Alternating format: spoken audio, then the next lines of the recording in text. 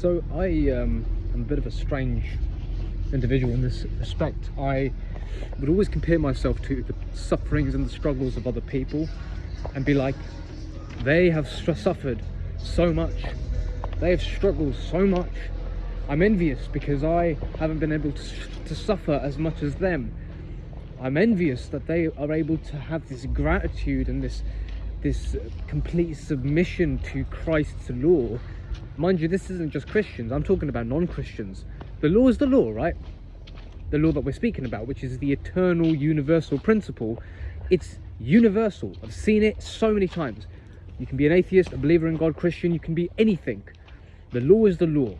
I've seen people who are at the pinnacle of their selfishness, at the pinnacle of their entitlement, at the pinnacle of their self-indulgence and marriage of sin, when they've fallen so far from grace, so far from what they are meant to be, and they've gone 100% into their vices. You know, think of addicts, think of criminals, think of anything. You see that if they have the grace of God, if they've been prayed for, and if there's a light out there that's been waiting for them, again, whether they be a believer or not, you see it, that they always end up, if they've gone down the right path, they choose a path of gratitude, of service, of thinking of others, and of choosing to be good. Because choosing to be good as opposed to not is better for the world than not. So like my vice, for example, is to become melancholic and self-indulgent and expect other people to serve me, and prideful, lustful, narcissistic, self-righteous. Well, that's a big one right there, self-righteousness. You know, oh, I'm so this. Why is nobody on my level? It's pride. Those are my vices. And then inaction and passivity, funnily enough, it's just a strange concoction of sin and weirdness, right? I'm very aware of my own flaws now, and my own wretchedness and my own kind of like just absolute ridiculousness of existence itself. I'm very aware of it now, which is painful. It's very painful, but it's humbling. And I'll tell you what, man, because it's humbling, it allows me to depend more on God. Really, I have to, because otherwise I will just suffer meaninglessly, right? And yeah, you might come at me and say, well, do you know what, you're only turning to God because you're incompetent and you have all of these sins and you have all of these problems. And it's like, yeah yeah, you're right, and I'm not going to argue with you on that front. You know, that's really it. Like today, for example, you know, I walked by a few couples, and there's a man who's 19 years old, and he's got a beautiful girlfriend, he's got a really bright future, really good career prospects, he's really grateful, intelligent. And I walked away, we had a great conversations, don't worry, we exchanged really good vibes, and we had a good energy to the interaction. And you know, I gave him some tips and he gave me some tips, and it was really cool. And you know, he walked away and I blessed them. I was like, you know, bless them. I hope that they really have a good future ahead, and I hope that they have an awesome time, and I hope that they have just prosperity and blessings in their life. And of course, the temptation to compare myself, and the temptation to want to kind of cry to God again and be like, no, why not me? Like, why can't I have that? Why can't I have a beautiful partner? Why can't I have a relationship with somebody? Why can't I have that, you know? And then I walked past a few couples like that, and I had that same comparison, and it was very painful for me to compare myself and to see that they were enjoying this kind of life where they've got a marriage to each other, and that they're happy and they're fulfilled, and that she's supporting him, and that, you know, he's doing his thing. And it was beautiful to see. But at the same time, of course, that comparison, that self-comparison came in, and it was very painful. And yes, the quote, comparison is the thief of joy, really comes into play there. But here's the thing, as much as it's the human proclivity to reproduce and have a pseudo marriage, or even marriage, I should say, actually, to marry another person, it's something that God has designed it to be. You know, you have to like look at yourself and say, am I even ready for that?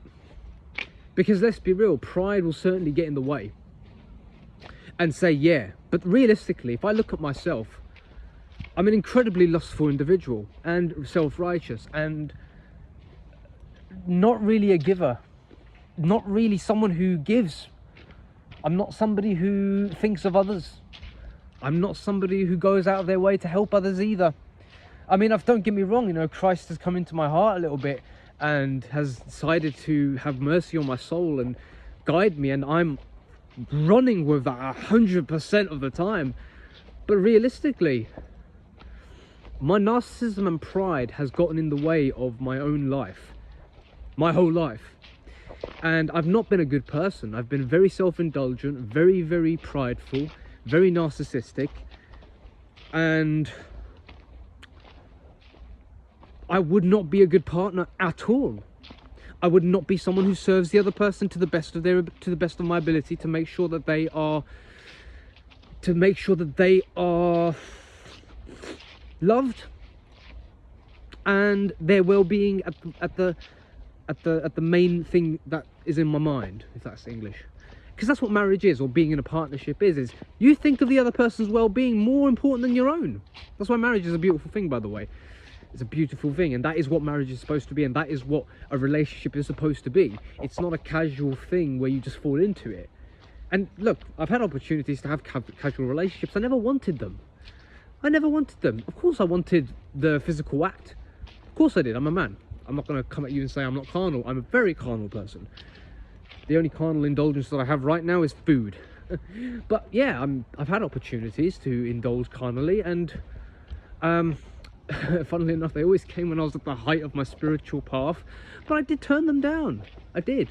Because I was like, I don't want that. I don't want carnality. If I'm going to have a relationship, I want it to be meaningful. And really the only meaningful relationship I'd ever have now is if she is a believer, if she's a Christian, or someone who's religious, or someone who puts God before themselves, which is exactly what we're called to do anyway. We're called to do that as people. We are called to be people who put God before us, put man before us. And so the title of this video is, if you're single,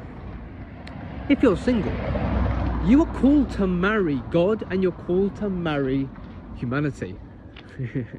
Right? That's what you're called to do. You're called to marry Christ. And now I know that's a bit weird, and I know that's a bit strange, and I know that's a little bit, you know, weird and whatever, but listen to what I'm saying. Christ married the church. Christ was the bridegroom of the church. Why was he the bridegroom of the church? Well, because that's who he loved more than himself. He loved humanity more than himself. That's the principle, right? The cross, sacrifice myself for the other. That's what the obligation of a Christian is. The obligation of a human being is to sacrifice oneself, one's own flesh, one's own desires, one's own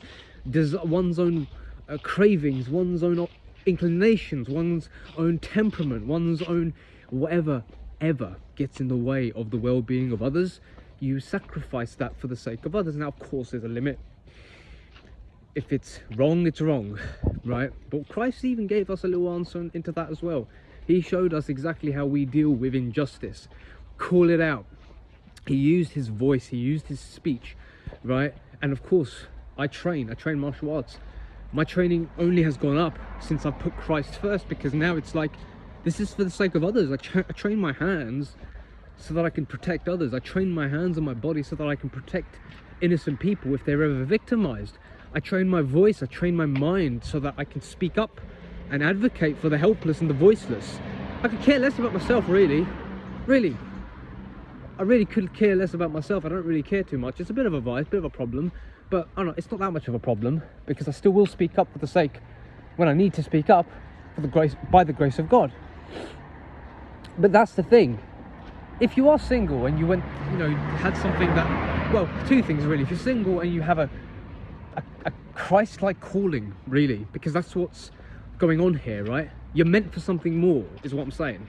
If you don't find the casual relationship satisfying, or what's the German word for it? Bedeutung, which means meaning. If you don't find the meaning, Bedeutung, in the casual human relationships that people have, then you're probably called to serve Christ.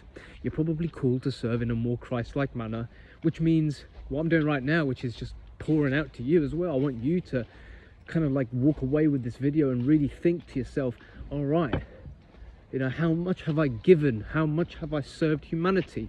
How much of myself have I used in the service of other people? Yeah, there's that guy, a cowboy dude, you know, like Dry Creek, whatever, like dude, he's alright, it's cool. But there was one video he really made which really has still impacted me to this day, and it was titled something like, you can't be a good man without being a dangerous man. And it's a bit of a weird title, and even when Jordan Peterson talks of it, it's a strange title, you know, like, can't be a good man without being a danger. Like, it immediately sparks images in your mind about, well, what the hell, what do you mean dangerous man? Like, that's a bit, it's a weird word to use, really. It is a weird word to use, but I see where they're both coming from. It's, you need to be able to be impactful, right? Like, you can be zero, which is a nobody. I used to be that, by the way, for many years, a nobody. I used to think I was a good person for being a nobody.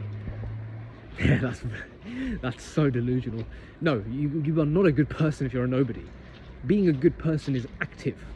Okay, just by abstaining from sin or action is not good. Action is not bad, right? So to say, oh, I didn't do anything is not an excuse, and we know this because if you look at Nazi Germany and you look at the people who were blamed for it, the German people, the whole German nation was essentially condemned for the actions of the Nazi party.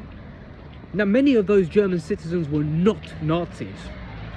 But by being in that state and by not advocating for anything else and by not fighting against the German authorities and by not even organising any revolutionary activity on a wholesale scale, or by not speaking up or by not educating themselves so that they could critically think, they went along with wrong. They went along with injustice. They saw Jews be persecuted. They saw people being persecuted. They saw innocents. Doesn't matter what group they belong to. They saw innocents get persecuted and get treated inhumanely, and they did nothing. They sat by and watched it, and that right there condemned them. That right there was the cause for their complicitness in the actions of what occurred in the 1930s and 40s. So just by doing nothing is not a cop-out. Just by doing nothing is not an excuse. So being active requires you to be competent. Being good requires you to be competent. You need to be able to do things. In order to be a good person, even to just show kindness to somebody else, requires you to go out of your way and speak positively on their behalf.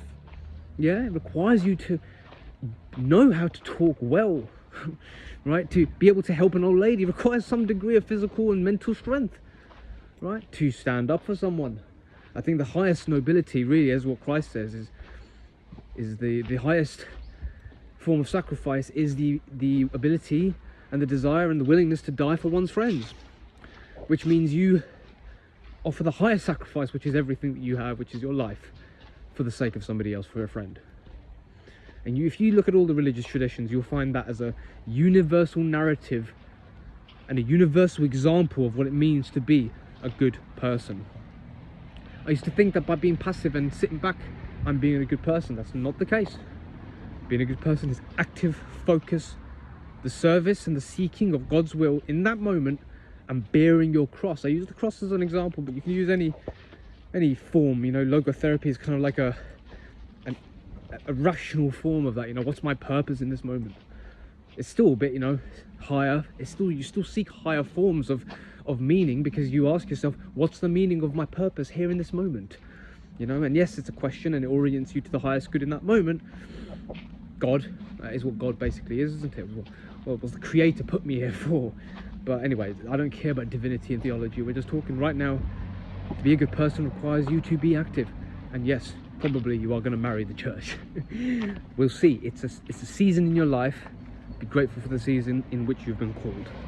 All right, I'll see you in the next one.